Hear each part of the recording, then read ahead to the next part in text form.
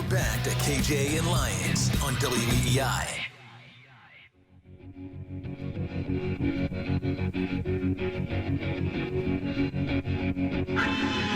Well, the last 3 years have been pretty tough.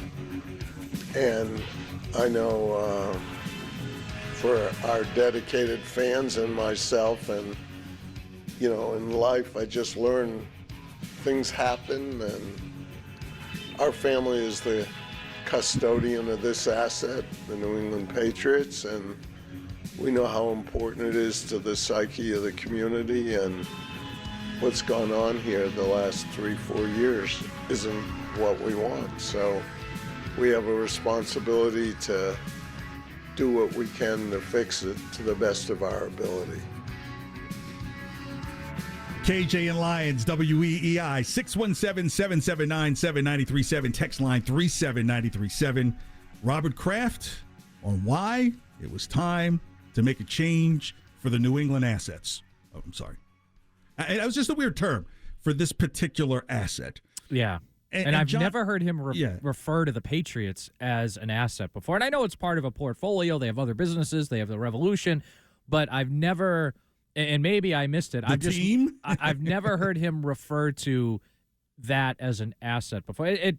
I don't know if it really is a big deal, but I did notice that. Usually when you use the word asset, that means that you're losing money in some regard, right? Because if you're saying if an asset is being depreciated, then we need to do something about that. I don't know if the valuation of the team has dropped any just because of a couple of seasons. Or maybe they're just not making as much money as they did before, right? Like when you're in the Super Bowl every year, you're making a lot of money. Now they might still be making a lot, but maybe, 85% of what they made before. Okay, so we saw where that spike went, right? Tampa hasn't, do you think Tampa's still selling merchandise now? No, right. Tom is gone. So, yes, for Tom, that asset, if we're going to use the word asset, is highly responsible for a lot of the ancillary things that were being bought around the team. But I think in terms of when we're talking about the team and football, and this is what I was getting to before the break for those just joining us here on WEEI, KJ and Lyons, is there's this feeling I have that they've got to get in front of the narrative that if Bill goes somewhere else and coaches and wins a Super Bowl within 2 or 3 years, then there's the story that Tom left, Bill left, both left and won elsewhere. Whose fault is it for the asset declining? Yeah, and I think, look, a credit to Kraft should be that he held it all together for 20 years and 6 Super Bowls, which I know was not easy. However, I do think part of his legacy will be, hey, Tom left and won, and if Bill leaves and wins, that'll be part of it too. And in a way, like right now, when we look at the Brady thing, some people look at it as, okay, Tom didn't really want to be here anymore, which is partially true, but it was more about Bill had decided, hey, we can win without him and we're going to move on. That's why they lowballed him on contracts for multiple years in a row, and also his age, right? They probably didn't think he'd be good long term. So right now, it had never been seen before. Right. So right now, I think more of that blame is on Bill than Kraft. But then if Bill leaves and wins somewhere else, then I think people will start to blame Kraft for both of those decisions, because they'll look at him and say, well, you could have overrode Bill like you did in 2017 when he traded Garoppolo. You could have done this. You overrode Bill with Bill O'Brien. You could have done it, with Brady. And I think, and then they'll say, hey, you should have found a way to keep Bill. So I think that's one thing where this press conference, I think, was important to Kraft, because he wanted a full conclusion and at least make it look like Belichick was on board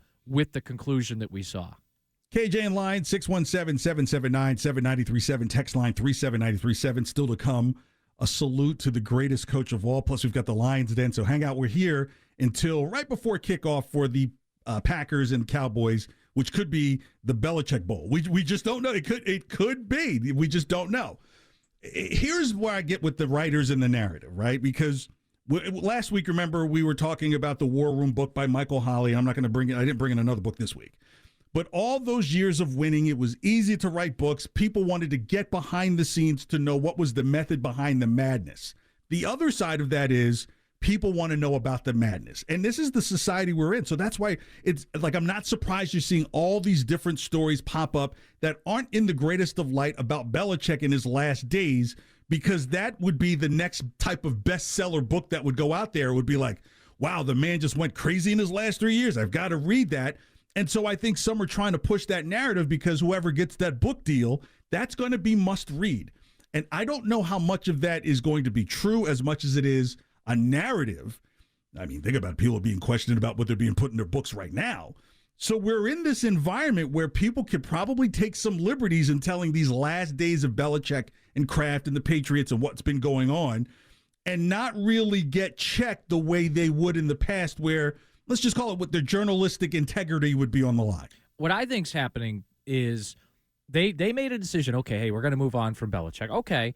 And they want to, and maybe it's Bob specifically, maybe it's people close to him, but they want it out there, kind of a reminder of, hey, guys, we know he's the greatest coach of all time, but we were justified. Don't forget about Brady. Don't forget about Patricia and Judge. Don't forget about Mac Jones regressing. Don't forget about 4-13. Like, I think they want, because think about it. What is a fan's natural reaction? Oh, you guys fired Bill. He's the greatest coach ever. Oh, Bill won us all these Super Bowls. And I think Kraft, at his heart, he's a fan of the Patriots too. He understands that. So I think either he or people close to him want it out there like, hey, we get it.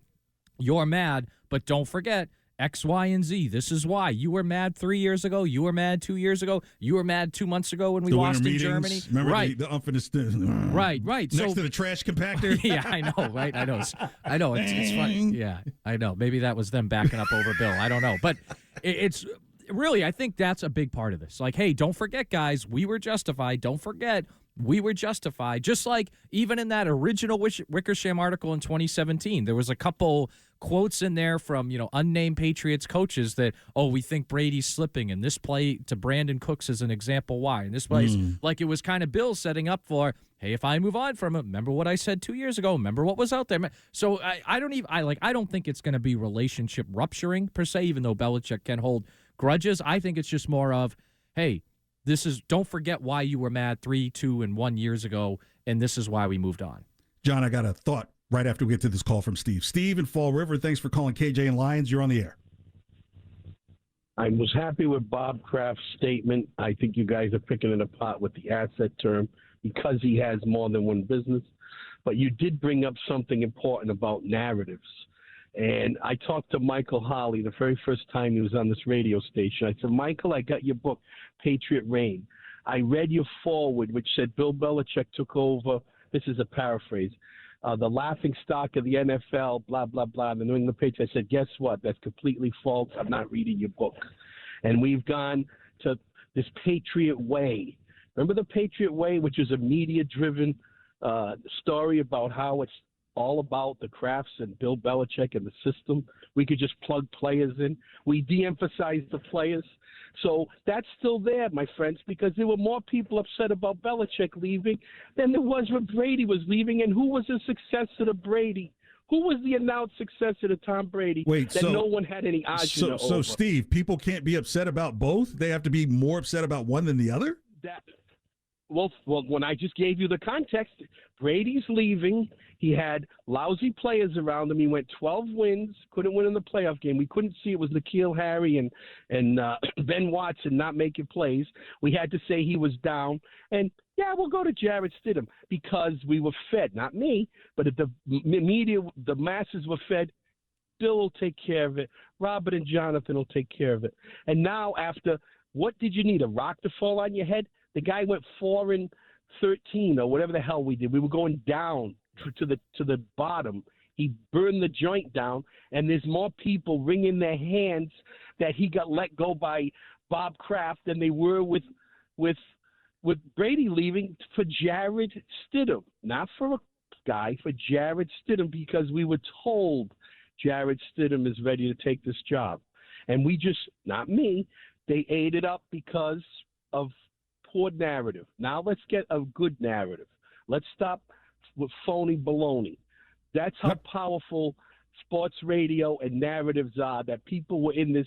I got friends texting me now, well, good players are needed on every coach. I'm like, really? Where'd that come from? Where'd that go? All of a sudden now we're talking about good players need coaches. Every good coach needs a good player. No kidding. But we lost that for a while. We have to understand that was lost. We had a period of madness. Steve, thanks for the call. Yeah, and I think the ironic part of second page. No, but the ironic part is that there were multiple times after Super Bowl wins when Belichick would be at the podium and said Right. players win games. And so I think to Steve's point, hey, were there more people upset now than about Brady? I don't know about that. I think when Brady left, there was a lot of people upset. And when Brady won that Super Bowl, there was a lot of people upset. But I think one thing, KJ, here. But I think more people understood, even though they were upset, right? Right, because he's in his 40s, Right, and the other part of it is if you've only been paid $50 million over the 20 years you were here, and you know what this organization has done in terms of the pay, that's a Kraft thing, that's a Jonathan Kraft thing, that's a Belichick thing. So you've gone all along taking bonuses, back end, all these different things. You know that if you step out on the market, they will say, we'll roll the truck to your house before you even sign anything. You're going to want to know what that tastes like, right? Tom Brady was literally, and I hate to use this as an example, but it's very true, like only been with one person my whole life, right? And now I'm divorced. I don't even know how to date, but everybody wants you. So you're like, okay, if I'm not going to deal with the promises, I'm going to deal with the money. You're going to give me the money up front. So there was a part of me that said, look, it's devastating to see Brady go. You don't want him to see him anywhere else. But you also realize that in the marriage that he was in, there was some advantage taken of. And at some point you want to say, you know what? I want to know what it feels like to put on the dress, to be picked up at the bar, to say no, to have a couple of boyfriends if I need to, instead of just being married to one person my whole life. And so I understood that. With Belichick, part of it, maybe he did get his own medicine, right? Because he's known to let guys go a year early. What happened to him? He got let it go a year early before his contract was over. So, sometimes whatever your medicine is, sometimes you have to take it. I think just moving forward with so many things at stake, number 3 draft pick, addressing the quarterback. We'll have to get to that in a second because maybe Mac Jones now stays. And what does that do to the fan base? So I think there was so much more that needed to be answered that with Belichick going, you were like, well, there's so many other things that are not answered. I think, too, and this might be, honestly, KJ, the biggest piece of all this, is the sense of finality. And what I mean by that is, even when Brady left, you still said, hey, we have Belichick. He's won 6 Super Bowls. We still have these guys, right? Josh McDaniels is still here. We have these players that have won a bunch of Super Bowls. Devin McCourty's still here, right? The list goes on. If we won't be the elite team every year, but we can figure it out. And I would say the same would be vice versa. If Belichick had left before Brady, we probably would have said a lot of those same things. But now that connection to 6 Super Bowl victories is essentially gone. I mean, David Andrews is still on the roster. He won a couple, right? I think Jonathan Jones, he's still on the roster. He won a couple. There's a few guys. Matt Slater's probably going to retire. Right. But that connection to all 6, and maybe, look, if Josh McDaniels comes back, he's going to be, I think, only one of 3. No, but hear me out. And we're going to disagree on that because I think that would be a good thing. But my point is that if he comes back, he would be one of only 3 people in football ops high up that have won 6 Super Bowls, and the other 2 are Jonathan and Bob Kraft, right? So it's like that connection is largely gone. And I think when Belichick, whichever one of them was the second one to leave, I think you were going to get the bigger reaction because it wasn't just, hey, this pillar of the dynasty left. It's now like, wow, it's really over now, and that sense of finality. And that's why I think you're seeing even some of the people who called our show 2 months ago and said, this guy's got to go, we've had enough. Even some of those people now are upset because that sense of finality is finally here. Like, is the grass really greener on the other side? And that's going to be tough to find out. I think it is. We'll get into the Gerard Mayo stepping into that role. We'll get into that next hour. But I think with Belichick, when we talk about, like, okay, people remember what just happened over the last 3 years. You then, because this is such a long span of time, really your age group will determine what you remember cognitively and what you've just seen recently, right? So, yes, the Belichick way and the Patriot way was a real thing because if you remember what the Corey Dillon story was in Cincinnati, that wouldn't be the type of player that Bill Belichick would have taken in the last couple of years. So he was able to take that play, or even the acquisition of Randy Moss, where people are like, "Oh, example." Moss. Right? Brandon Browner's another one, right? Where you're taking guys like even Junior Seau, where you couldn't figure out, like, that's a guy who historically, right? These are guys who were really cornerstones to their franchises before, and there was some type of question between themselves and management. And here's Belichick, who was kind of like understanding the player and management and could get these guys in here to perform. Or if you take someone like Rodney Harrison, who was kind of in the abyss out in San Diego, but was a star in San Diego, and you bring him here, and now you're talking about this guy probably needs to be in the Hall of Fame. So Belichick had that ability, and you notice everybody I mentioned, for the most part, outside of Moss, and well, it's even. I mentioned offense and defense, that Belichick was able to get into the psyche of those players and get them to perform. The way the player is designed today is different, and I think that is part of the reason why moving on from Belichick needed to happen sooner than later, right? Because if you look at what players, it's not about just, hey, I want the most money and whoever gives me the most money. I think that's an old way of thinking. I think now it's more of a player believes if they could be part of a culture where their talent is respected, the money isn't everything. We're not in a money is everything, because the money, there's no team that can't pay you. Like, do you think if Patrick Mahomes would have been to another team by now because he's playing in the Midwest, you can go somewhere and be part of a culture and not worry about the size of the place. So I think that new culture has to start developing. I think Gerard Mayo's the guy. Yeah, and I'm a big Gerard Mayo guy. He's the first Patriots head coach whose jersey I've owned, so we'll give him that. But look, I think the money thing too, and I know Shane on the Cape called earlier and said this, does Kraft deserve some blame for that? All right, maybe a little, but I look at that differently than the Red Sox, right? Like the Red Sox, John Henry doesn't want to spend as much.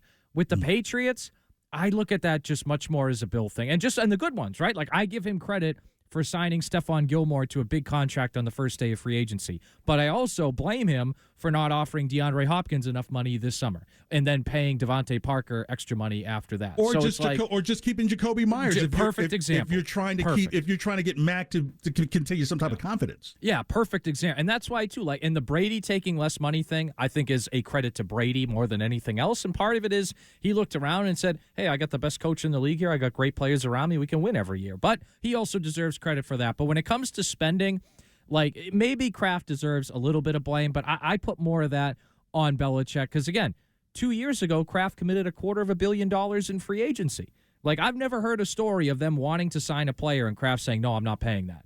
So just like I give credit to Bill for his great signings, whether it was signing Rodney Harrison, trading for Randy Moss and Wes Welker, signing Rob Gronkowski to a great extension I think it was before the 2012 season. I give him credit for all those. For the times they don't spend, I think he deserves the blame there too. I think it's got to be both ways. KJ and Lyons, WEEI, 617-779-7937, about 7 minutes away from the greatest coach of all parody song to Bill Belichick. Let's go to Tony in Worcester. Tony, thanks for the call. Good Sunday to you. Hey, how you doing? Thanks for taking my call. You got it. I'm starting, so basically what you're saying is it's a wash with Belichick. Like he's good, he's bad. It's a wash. I mean, it's a 50-50 thing, which is fine. No, I wouldn't say. What do you mean by 50-50 thing? Yeah. I'm confused. Well, I mean, he's made a lot of mistakes, and he's made a lot of great moves.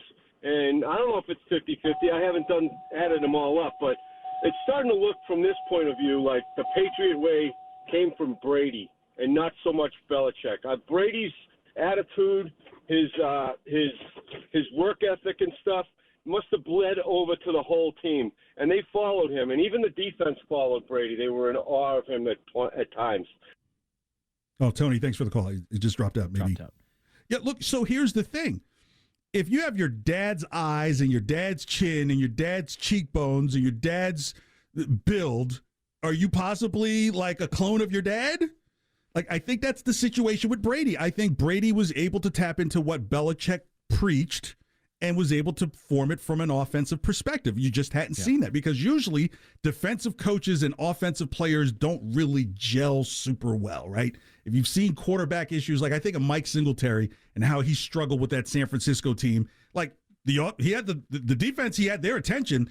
The offense you couldn't hit the side of a barn when those bad years because you just couldn't connect. But this was a situation where a defensive-minded head coach could connect. If you look at the genesis of Tom Brady, if there's a similarity, Belichick is probably thinking, I could see the toughness of a Phil Simms in this guy with the talent beyond what everybody else sees. And that's what you got, right? So for those who don't remember Phil Simms, we're not talking about a guy who's in the Hall of Fame, but damn it, the guy's got 2 rings and was always in there and was tough as nails and came out of nowhere. The guy played at Morehead State. So he probably said, if I could put a Phil Simms type DNA on this guy, but a better pedigree, better arm, probably better football acumen, this guy can be everything he wants to be in this league, and I can use him as a point of reference for anybody else who walks in the door. That's the other part of Belichick's genius. You could be the number one pick, and you could point right over to the sixth rounder saying, nobody outworks this guy, so it doesn't matter if we took you first in the first round. It doesn't matter. Yeah, and I think it's one of those things where that's coaching. A lot of times the most important person in a group or in an organization is the first follower. And what I mean by that is, you have a leader, but if no one follows the leader, you don't really have a leader. So that's what Mac Jones is going through. And what you need is that first person to step up and say, I believe in this, I'm going to follow. And I think when other players saw Brady, starting QB, highly talented guy, and then eventually as the years went on, champion and major celebrity, still following all the things Belichick said, then other guys, it made it a lot easier for them to just fall in line. Like, I think Belichick had a great vision, and it was paired with the best possible player to help execute that vision in Brady. And look, I don't want to diminish. There was a lot of other Hall of Fame players that came through New England the last 20 years. But I think Brady was the key in that he took that Belichick vision and made sure not only did he follow it, but all the other guys would look around and see him following it, and then they would follow it as well. You know who I think one of the early followers was? Kevin Falk. Yeah, he's another good example. Willie McGinnis, I think, is a great example too. Yes. Ty Law. Great examples. And early guys who bought in, who were there to say, you know what, who's coming with me? Jerry Maguire, right? And those are the guys that raised their hands. All right, we come back. We've got the greatest coach of all parody song. Plus, we'll get into the Gerard Mayo head coach talk. It's KJ and Lyons, 617-779-7937. Text line 37937. Thanks for hanging out in WEEI.